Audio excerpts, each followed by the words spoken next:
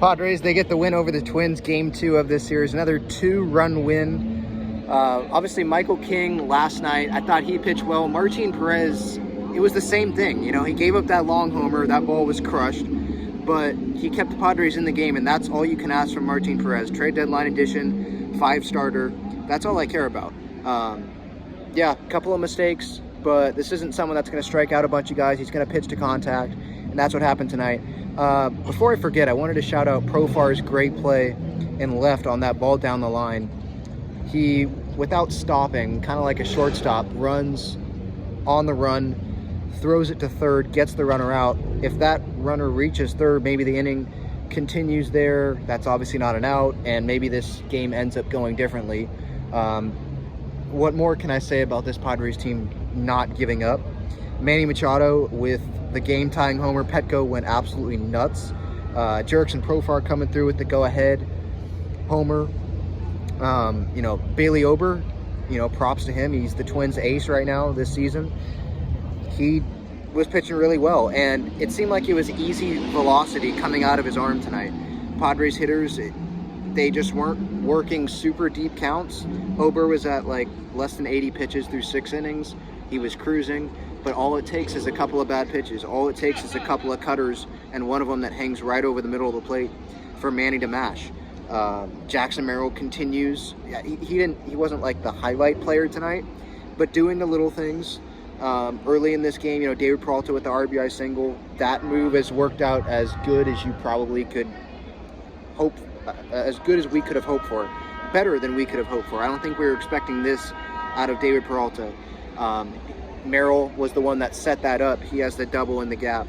Just not trying to do too much, hunting a pitch and getting it and doing damage with it. And then, you know, late in this game, with this bullpen continuing to do their job. Robert Suarez, the entrance, continues to be awesome. It's different. You know, I posted the video of what it looks like from like my vantage point from my phone. But when you're in the stadium, for those that are in the stadium, I think you can back me up on this. It's just different how cool of an experience that is.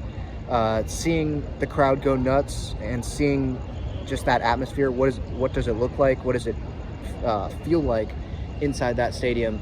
And then when, you know, Manny goes yard, Profar goes yard, and he's dancing into home, it's just different. It felt like, when those homers happened tonight, it felt like a playoff atmosphere.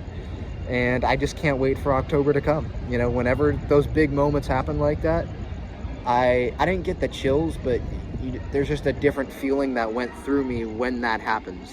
And, you know, it's just the ear-to-ear smile when a big moment happens like that for your favorite team. And so for those that were in the ballpark tonight, I hope that you had that same feeling.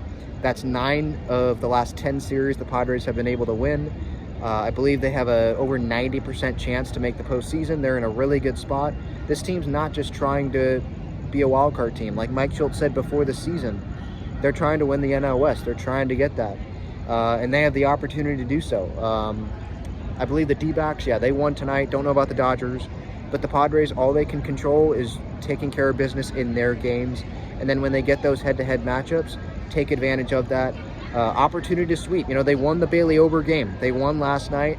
And so why can't they go win tomorrow with Matt Walter on the mound? You know, he's not pitching in Denver. I know he hasn't been great since June, but this Padres offense is putting up runs. I got to give a shout out to Bogey as well. He continues to, I don't think he's getting a ton of love, but he's producing. Maybe not the power that you want from a guy getting $280 million, but he's still producing. He's coming through. And by the way, that infield of Manny and Solano's at first, Crony at second, Bogarts at short, I'd sign up for that. You know, I think before the game, I was kind of like, you know, Tyler Wade, seems like he's the shortstop.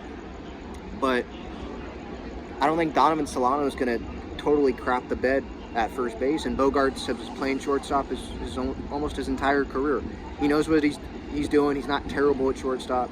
Crony, I think, has more value at second base than at first base, if you have an okay first baseman, and I think Solano can do that.